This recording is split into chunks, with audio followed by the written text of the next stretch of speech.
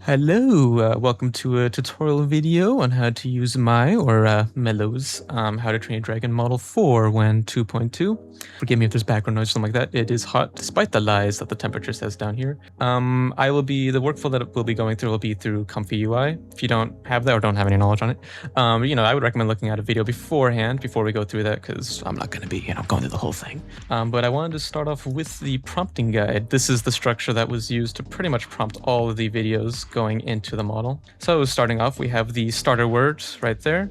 If you don't have like an exact structure for the prompt, like if you're combining with other Loras or anything like that, kind of adds a basis for the model to look for and how to trigger the kind of aesthetics of the model. Important note is that, as you may have noted, some things are in parentheses and stuff like that. Things that are in parentheses are really made to be changed. The stuff that isn't in parentheses is made to kind of stay. It doesn't have to be the case. You can change that around.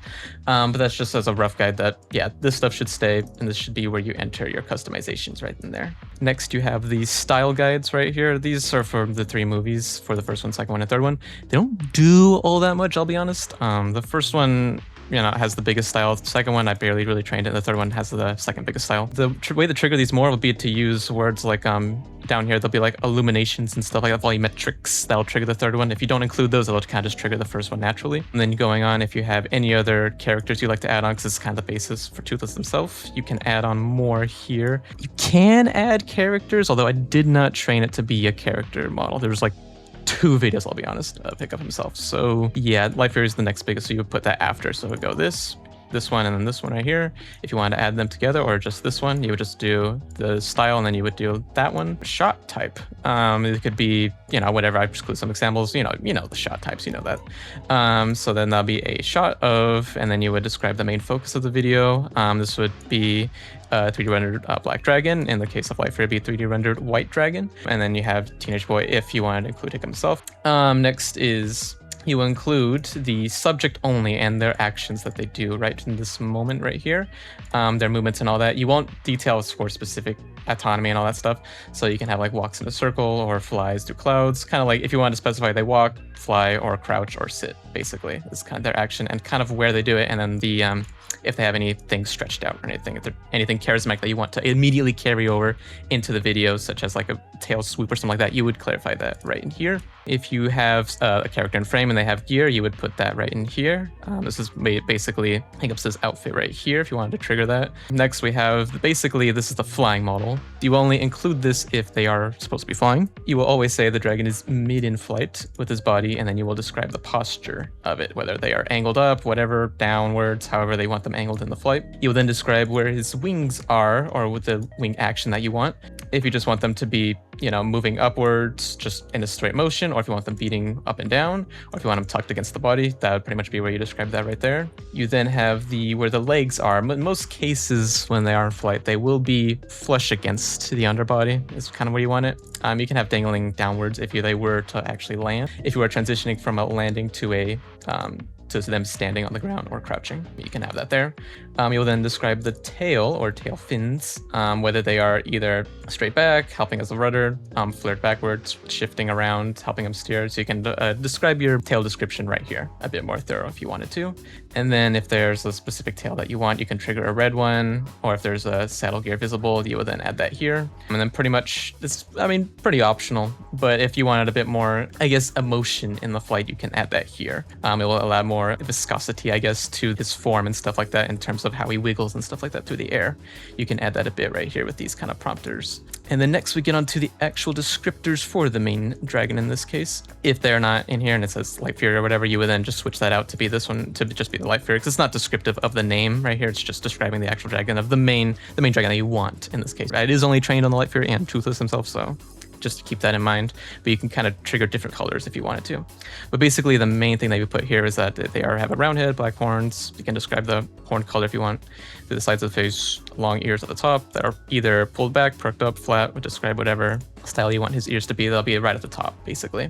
And then you remove this if of course the head isn't visible. If you want like a behind shot, you don't want the head visible, so you want the camera to be basically facing the dragon's back. You don't want it to start to figure out what the face is if you don't want the face to be visible. Then you will say the dragon has detailed black scales, white scales, whichever scales you want. Then you will say that where they are looking down or whatever. If you have the face in frame, you will then describe that motion there. If they're not flying but the rings are visible, you will then add the dragon's wings right here. If they are not flying but they are on the ground, you will then describe the state of them, whether they're resting, partially extended, anything like that. It can be pretty descriptive there if you want them to fold out or anything like that. And of course, right here again, if they're not flying, you would say the tail is visible, and then its motion that does down here more descriptively. And then you will describe his eyes. In this case, they are green. You will then describe that they are intermittently open, wide open, basically just the emotion that the eyes carry. And then you can trigger between the different pupil sizes. There's the vertical slit ones or the elliptical ones. You will then describe the mouth or expression that they carry. In most cases, you can just do natural with a closed mouth, snarling with teeth exposed, or you can do a gummy smile. I've not actually tried that. You can try that. I was trained on it, so you can try it. And then you will describe if they blink, you will describe down here the dragon blinks, or you can say the dragon blinks multiple times. If they don't, just don't include that, and then they shouldn't blink. They may just end up doing it. And then you have a human down here, hiccup. You will then, this is just the basic prompt for himself. It doesn't work all that good, I'll be honest. It's more for if he's writing on it, I'll be honest. It's only the time that it works okay. Just don't have the boy there because it's not gonna look at all like him, I'll be honest. You can describe how they're looking and all that stuff. You know, the basic ones as the dragon was, but just a bit less description. But it is here if you do want to try it out. And here's where you'll add more dragons or vikings. It's basically the same as the other one. You can just keep describing, copy the guide right over here, and then do the same thing for Light Fury or any other dragons that you want to try. And when you found ones you want to add in, you're going to try that and see what generates. Next, we get to the fun stuff, I think. You will then always put the camera, enter the camera movements. For example, if you're following the subject from behind, you'll say that follows the subject from behind with handheld shake, or you can do intense handheld shake, subtle handheld shake. You can do different types of handheld shake. And then, this is just all in one guide. Just follows from behind, then rotates around and stops, basically. So you can get pretty dynamic with the camera. I trained on quite a different camera moves, so it should be pretty dynamic. You can put a bunch of shake and all that, whichever you want. And then moving on from that, you can describe the background. In order to trigger like the kind of generic forest background that's in the movie, you can put just blurred forest floor or just forest floor covered in stamp earth, along with large blurred stone rocks, cliffs with green moss. Kind of gets you the rough aesthetic of the movie when they're down the pit type of feel. You also have clear stay with vast ocean, kind of triggers the beginning scene of Hydrate Dragon 2, where they have the vast ocean there, right at the beginning of the movie. And then there's also Rocky Canyon, which also kind of triggers kind of the rocky aesthetics of when they're on the beach, and then they have like the rocky canyons around type of thing. Or if they're flying over the water, and you can have rocking canyons about. So up to you what you really want to add here. I'll give you some examples later on how to use these. Then you have the lighting, which is pretty important. The lighting conditions to trigger the kind of the first movie aesthetic you can do from an off-screen setting sun with slightly overcast sky, or dramatic directional lighting from a fire. That's going to be more kind of in the 3 sections. If you have the more kind of dramatic directional, it'll trigger the Hydrate Dragon 3's training, and then we'll then kick in to kind of emulate that aesthetic. With neutral daylight, just your typical ones. Nothing too expressive there. You can add way more expression down there if you want, but that's the main prompting guide right there. All right, now we get into the workflows that I've prepared. I pretty much prepared 4 prompts here, and then one if you want to do some customization on pretty much if you have like a kind of workflow from Blender or something like that, you want to just kind of use that as your animation base. You can then import basically just the animation that you want, and then you can then overlay a texture or a specific background that you want to trigger from this Lora here. So starting off with, basically you import the diffusion, which is Wan 2.2. You then import the actual model here, which I did name it like this. So you import the high and then low down here. I disabled the speed Loras for the high model because I feel that it doesn't give it the dynamicism, I guess is the word of saying it. With these two, they just kind of keep it rigid, kind of like flowing through jello in a way. So I did like to disable those and just keep the low model ones on because the low model is only used to refine stuff. So it's usually okay with having some speed up lowers on that. The speed ones I'm using are the 256 distill. You can use 64 rank or whatever. I like to use the bigger 256. And then I like to input the in-painting one, which I didn't really think would work, but the original workflow did have it, and I was like, all right, it did actually work pretty decent to help fix some things. So I do use the in-painting low noise one there. Those two work pretty well. You then have your clip down here, the text model, and then you have the VIE. You can use whatever Wan VIE. I just used the big FP32, but you can use the 16 and all that. Doesn't really matter. As a word note, these are red because I only have the FP8 on this computer, so but you can use whichever one, FP8, FP16. They should be more or less the same, but I like to use the FP16. Then we go up to here, which is really what you really need to know, where you'll input the positive prompt. For this one, will be just we'll be triggering. I'll actually show you the video. This will be the end result. That'll be because of this prompt right here and all the same settings. Just pretty basic, you know, push in a little bit of movement, basically. So basically, you have the render style, the character, medium front shot, and its tracking of the shimmering light dragon. You will then have the, you know, with the motion would it be. They have a smooth. This is basically if you want to trigger the exact Light Fury's scales, you would pretty much put this in. Smooth pearlescent white scales with shimmering incandescent texture. Rounded head, smoother like fins. The wings are partially extended, which they are. Draping gracefully like a cloak. And some Gemini prompting coming in there, but you know, tail curves around. To trigger the eyes will be bright pale blue eyes on that one. To be wide open, and they'll have round pupils on this one. Yeah, rounded ellipticals kind of are the same, I'll be honest. So yeah, I should be fine with that. And then looking down at the glowing water, subtle, playful mouth, you know, typical stuff. And slowly pushes in, steady glide, background is vast, with a glowing bioluminescent plankton. Definitely interesting Gemini background there. But that's what I decided to go with, which is I think a little bit more of an interesting look. Light soft cinematic, bouncing up from the water, and perfectly highlighting her subsurface scattering. That's how you definitely get the 3 to trigger a lot more than the first one. Using words like this one right here, that definitely help. And then for the negative prompt, basically just your generic copy paste, you know, static, you know, all the stuff that you would expect from a low prompt.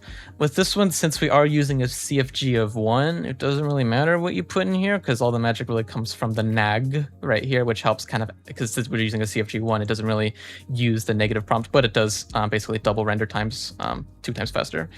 So the magic comes from here to help kind of integrate that. This will be where your next one comes into, where your length that you want to be 61 frames and 512p. A lot of them were trained on the native format. I think it was 504p or 540p. I'll double check that. It'll be on screen for the exact resolution that it was trained on. But I believe, you can trigger pretty close to the aspect ratio of the original film with this one right here.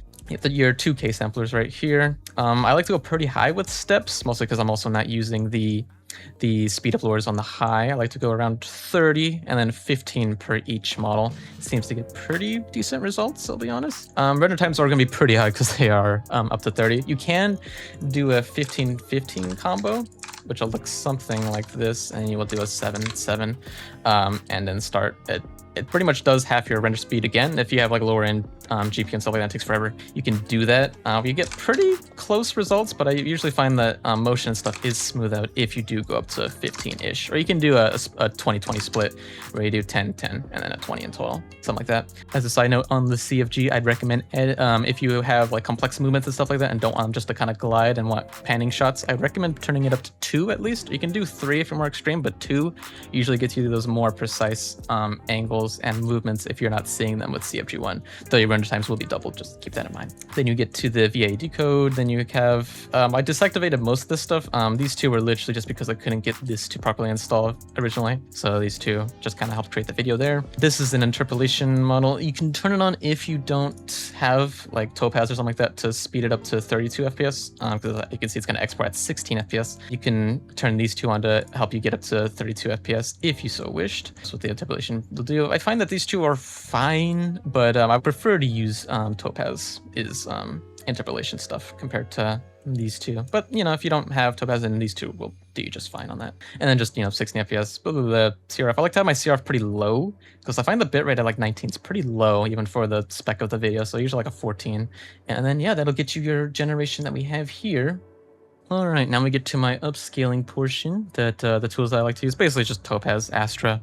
Then all you have to do is basically just, you know, drag your thing on there. Basically, I just use the precise 2.5 upscale to 4K. I find that the details are a little bit finer at 4K than the if you just do 1080p, although I used to do 1080p, but I find that the details are a little bit more sharper even if you are rendering out your final render in 1080p. I will use more tokens, of course, compared to 1080p, but if you can, I recommend 4K.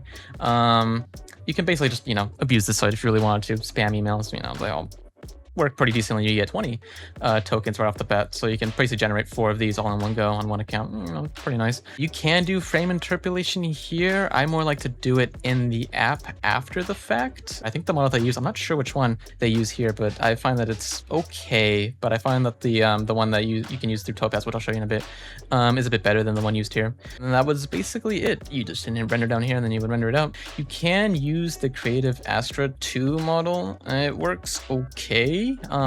If the facial details are from far away, and use it for that, it can fix up facial details that are far away that the precise model doesn't really handle as well. I find that the Astra 2 does do a bit of a better job at better detailing in the face when they are far away and it can't quite detail it out. So you can literally just crank this up to like 5 and then put on a brief prompt of what you really want to fix, per se. So you say, like, you can pretty much just copy the prompt over that you have in Wan and then just put over the essentials, such as the dragon's details, and then you're pretty much good to go. And so, yeah, but for most cases, precise is what I use. 2.5 works fine. And then you get something that looks like this. So yeah, it's looking a little bit nicer. It does have some kind of fringing on the edges, I'll be honest. But for the most case, it looks pretty good. Now, the only problem is that, sorry if I was speaking away, but it's only at 16 FPS is the main problem. So then I like to unlock Topaz right up here, and then just drag it in. And then I have a 24 FPS preset setup, so it's just much more easy for me to click through all these settings. So basically, all it does is it loads the OION frame interpolation mode right here, and then you have replace on. Sensitivity of 10 is okay if the if there's a movement that was supposed to happen, but it is stuck, and then the next frame is really far ahead. You can crank this up a little bit, and it should help build an interpretation frame right in between that to help fix that problem a little bit better. That's why I find this is pretty decent to use to help fix some sticking that sometimes happens in faster movements. And then yeah, that will end up getting you something like this, which is pretty smooth in most regards. The water's a little bit finicky there and there, but for the most case, it's pretty okay. You even smooth out some of the head details a little bit better. It's looking pretty nice, I'd say, as is.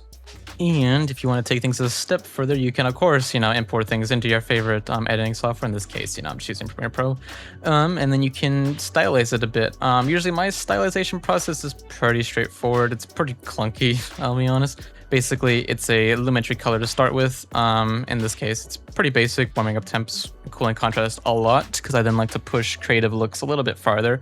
And so that kind of gives you a bit of and it adds a vignette date to it, which I usually like to use quite a bit. It just kind of helps punch up and kind of flatten some things. So I kind of like that a little bit more, because sometimes Wan kind of crushes colors a bit and they kind of become a bit extreme.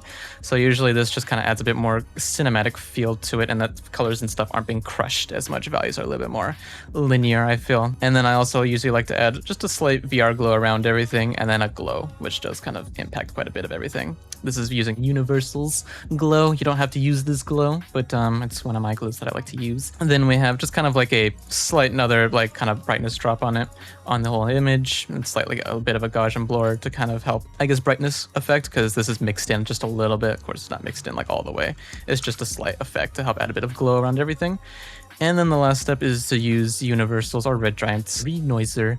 You don't have to use one of these expensive noisers. You can just use the built-in one, honestly, in Premiere Pro or whichever editing software. They all work pretty decently. I think just adding a bit of noise just adds a bit of texture to the end workflow. As you can see, it's a bit high here. I used to have my renoising stuff be pretty high, but you can kind of crank that down, quite a bit. And now that I'm rendering usually in 4K, the noise isn't all that noticeable. So something even like that kind of helps. Just add slight texture to everything. So yeah, just a slight bit of texture on everything. Just kind of helps fuzzy the picture a little bit instead of the pristine crispness that sometimes AI renders will give you. So just kind of adds an animation touch to it, I guess, per se, because often they are quite soft and not as sharp as what the AI model will give you. So I like to kind of soften it up. Even in the elementary color, I have a slight, usually I run around a -5 sharpness on it. Just helps slightly soften the image. Like if I were to go up to here and I were to crank it to 0, you could see edges just become pretty sharp. Usually you don't see these in many movies and stuff like that, them being this sharp. Just having a slight blur on it or slight de-sharpness on it, fading in between pixels, does help with the over-sharpness of both the upscaler and the actual model that it gives you. And so yeah, usually I have vibrance a little bit higher, saturation. This is no color correcting tutorial, it's just a basic workflow that I usually go through. This is just the basic setup that I have for pretty much everything. I then customize it beyond that point, but yeah, there's a before, after, just slight tweaks to it to make it look a little bit more interesting. And then that's pretty much that render done right there. And now we'll be to the other workflows that I use. All right, back in Comfy, we're gonna go ahead and move on to the next workflow, which is pretty much the exact same. The main thing that I wanted to show is the change in prompt, because this one is a flying one. It's a pretty basic one, I'll be honest, just pretty much wings spread out, basic dip down and then back up. Pretty straightforward. So I just wanted to show you what a prompt like that would look like, low angle tracking through that. Glows just above the dark ocean. You don't have to include just inches and stuff like that, but gracefully above. Don't have to put that, just put bioluminescent C and it'll probably get pretty much the same effect. You have this mid-flight, wings are fully extended, pretty much like that, volumetric updraft. So using words like these ones really do help trigger the third aesthetic. As you can see here, I don't have the trigger word at the beginning. Like I said, it's not necessary per se because of how stylized the model already is. It doesn't need it for when you're following the rubric so closely like this, so it's fine if you don't include that. Fluorescent whites, pretty standard all the way around. Glowing water. Cameras from the front side. That's something you can get pretty precise with the angles that you want. So it's from the front, but slightly to the side, so you get a front side angle. Smooth tracking with supposed to be water droplets, but the main reason why that most likely happened was because the CFG again is 1. So yeah, since it's at a CFG of 1, some of the things such as the water droplets aren't going to show up there. If you have a CFG of 2, they might, but I don't think there was any water droplets also in the source, so take that with you, Bill. And then the third one is going to be a more complex canyon shot, basically. You can see like some of it, sometimes the brown tail fin kind of flaps up when it's not supposed to, stuff like that. Mostly because that this was a 1080p test. 800 to 920 is pretty much as close as you're going to get to that original framing of the movie, so around there is pretty accurate for if you wanted like a 1080p shot. But that's the problem that you will run into. However, even on the original shot before it was upscaled and all that, the details are pretty immense and all that. And so like a lot of the wing details and stuff are preserved at whereas compared to 512 or 500p they would not be. So that's why I like using the 800p. It's a bit better in that regard. Here we can use the trigger word because it's him in it. Then you have the one styling. Usually if you want like intense movements and stuff like that, usually just say it as you mean it, intense. And so that will help describe the actual shot. So intense low angle, so you want those intense shots, use the words rapidly, stuff like that, aggressively, stuff will help you get that way. Make sure you include Dragon's mid-flight all the time with his body, and then you want it streamlined or making to the left, right, and then so this one, I basically just let it have free will in terms of how I wanted to bend it, so left, right, however the model wanted to describe that, occasionally dipping in to avoid scraping, stuff like that. Continuing down the has detailed black scales, you would then just include something along the lines of this if you don't have the face visible from that angle. Then you have the camera tracks closely from behind, the intense camera shake, there's an intense one rolling to match its movements, and then at the end it pans up and then it shows it flying away against the open sky, which is what you see at the end there. So it's a pretty decent job at actually following the camera movements there. I thought CFG of 1 would have messed that up, but CFG was actually fine. You then have the background rapidly passing by. So if you want like, intense stuff, include heavy motion blur, rapidly passing by, stuff like that. Keywords will help you get there. Moving on to the fourth and final one. This one is just pretty much was an exact copy of the original scene as it was in the original film. It's just pretty much as it was labeled here.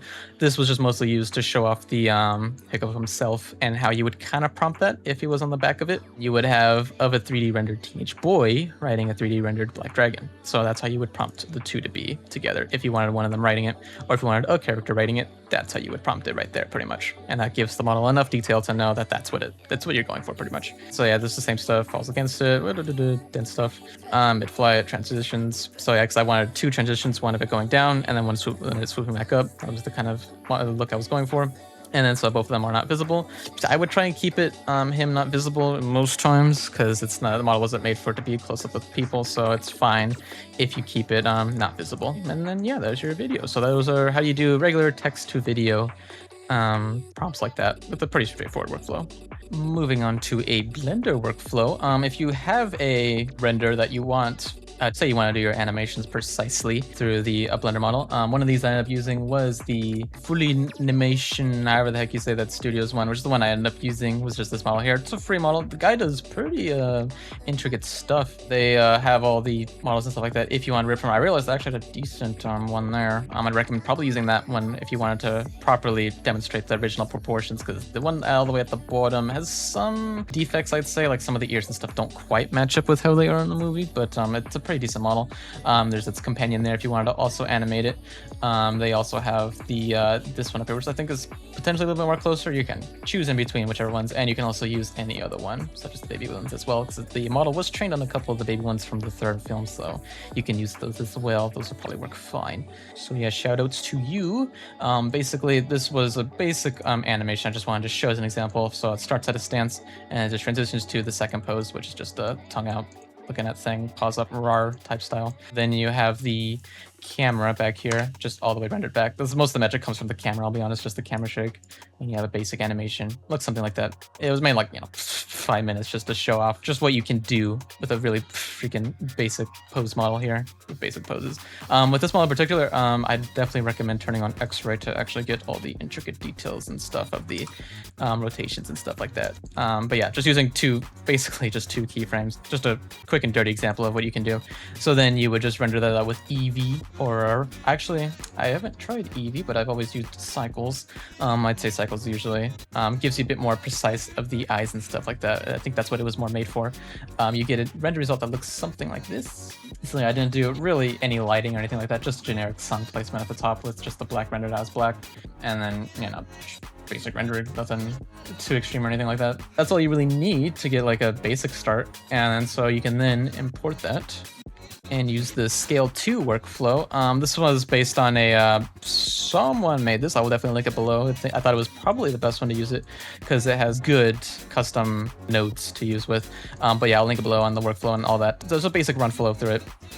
Is that you import your source here, specify the frame rate and stuff like that. Then you will put in your reference image. For this one, I just had, it was literally just one of the videos I made for the demo, and I just used one of the pictures that was generated from it. That's the kind of the nice thing. You can literally just generate any video using the original model and then get it in the rough pose that you want. That's pretty similar to this one, I'd recommend. Even if it's not similar, you'll get something all right.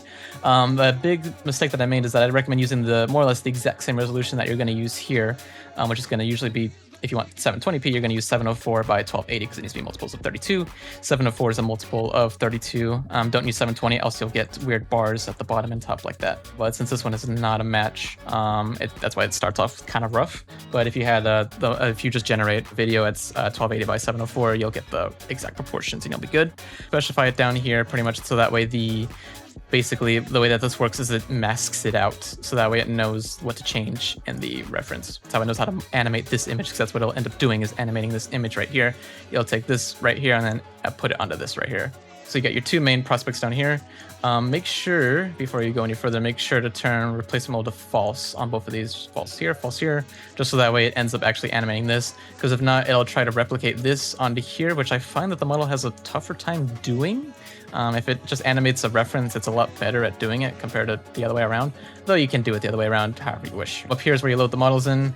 I usually use scale FP16, but for this I was using FP8. Use whatever clip, the VA is fine, just load this clip fusion, the 256. I like to use the 256, you can use 64, whatever. Load the Wan Scale-2 DPO here, and then load in the low noise for the toothless one here. So the main purpose of this is it helps get you a bit more of that look of the original, so it knows what it's referencing off of. It already has a basis of everything in here that it's looking for, so that way the movements and all that, it can help generate pause and stuff like that a lot easier, since it's already all on this model right here. So yeah, loading that up with that really helps, because you can load it up without that and then just have it generate without, and then it'll be an okay result. But that's the whole reason why I'm making this, is how to use the actual Lora in situations. So yeah, you can load it right up here. This whole thing right here, basically I can run it while we're talking. Basically it'll basically analyze this, build a mask out of said dragon, and then you'll then have a mask that the model will use to help then put that onto here. So here was the rough mask generated. Sometimes it doesn't get wings, sometimes it does. If it doesn't get the wings, you can always specify it in here, and then it should get pretty close to it. So it doesn't get the tail fin, but it's, it doesn't need all of it. It already knows, since you already plugged in the Lora up here, and knows what it's looking for already. So you should be all right in that regard. And then down here, it created us the mask to help. As you can see, the main problem is that it has the white margins on both sides because of the resolution of the source image right there. As I recommend generating around this, whatever resolution you want to originally start with. If you don't want it to start with weird white borders, it's my fault, but it's just a test. So then you're just gonna input the, a basic base front right here, basically just trigger word, the style, and then what the dragon's doing. In this case, just a close up of it. You don't even have to have it that it opens the mouth. You can, but it's pretty evident in the source that's what's happening. First character is this from the reference. Yeah, pretty basic. That was what was already included in this workflow. So, you can follow the guy's video on how to do. If you wanted to know all the specifics and what everything does, that's all you really need to know. Is that boom, boom, thing comes out, make sure it's okay, and then just process through pretty much. Then switch it from analyze, which is what I had it to generate video. It will then generate the video that you're looking for. It'll run it through this whole thing, and then you'll get a result that looks like this. So as you can see, it's like not perfect, obviously, because that's the white things to start with. It's a little wacky, but you get pretty close to what you're looking for, and you were able to generate that entire thing with using both the source animation that you wanted, so you can actually get the animation you want, and you can then project that onto even more different images. It's just generic white background. You can even use different workflows to get a specific background you're looking for and all that. So it's pretty customizable, I'd say. This in particular I like because you can, if you animate both together, you can put two characters pretty easily, and you can stack more. The last workflow I wanted to show is pretty straightforward. It's pretty much just a slight modification. It's another one I took from Hugging Face, the actual workflow itself. Basically, this is using the Bernini model, which basically just allows you to video edit and edit your videos. It's a pretty nice open source model based on Wan 2.1, actually 2.2, my bad. So basically the way that this works is you'll take a reference video and then an image, and then you can then combine those two together, combine the styles, combine the backgrounds of said image, anything you want basically. So it's more useful definitely in this case where if you did want to replace the background or change out the background, then you wanted a character to stay exactly the same, but you wanted the background to be in the style of what the model was, that the Lora was trained on, my Lora was trained on. You can then reference that here. And so if you want specific links from that Lora, or if you want, you didn't want to generate an image or something like that may look artificial, you can then have it run through this Lora here, which will give it a bit more context in terms of video wise. So that'll be the example I'll use will be the same video again. This pretty generic image right here, which was basically just meant to be used to kind of copy the style and replace onto here to give a bit more styling, the stylistic feel onto that set dragon, which is prompted in here. Basically just the trigger word in that, change the atmosphere to a scene that is rainy, and then change the style to match the one that was in the reference included, and then keep the movements the exact same, which is really what you want. I use the video editing with reference here. You can change it. I find that usually this one works pretty decent if you're going to include a reference image. In most cases, I would recommend it. If you just wanted, you can just keep it at video editing and then change whatever you want in here, and then have the Lora do its work. If you want to change some exact elements to better match the film, and you don't want to model those themselves, you can change the background or even the styling of the dragon himself with just video editing, because the Lora does a pretty decent job at, just if you use the trigger words that were in the guide, then you should be pretty much good to go. And so yeah, this one you can do whatever resolution you want, so 720 is fine with that reference, and then you'll get something that looks like this. So yeah, it does have its problems, like the background's kind of messed up. It looks like it has like two layers where like the first one is, and then I'll just put it up here. It has the where the first one is down here, and then like a second layer there, which is kind of weird, kind of funky. It doesn't zoom out quite right, but if you were to have a more stationary camera that didn't zoom out, then this would be all right. If you included that in the prompt, it may actually help with that a little bit more. Lighting is a little bit funky. You can rerun it through to help add lighting a bit better, fix the lighting if you want, or you can use Switch X, which I kind of like quite a bit, by the folks over at Beeple. You can use this to help relight videos a bit better or fix them in what ways. But this is a paid solution. If you have the moolah and want to switch out, you can do that. But otherwise, the Bernini does a pretty good job. And then you can then, of course, edit that as you wish. You don't have to, just stick with this. You can, of course, edit, do elementary color, mask stuff out, fix stuff, and you can, rerun it through Bernini or whatever.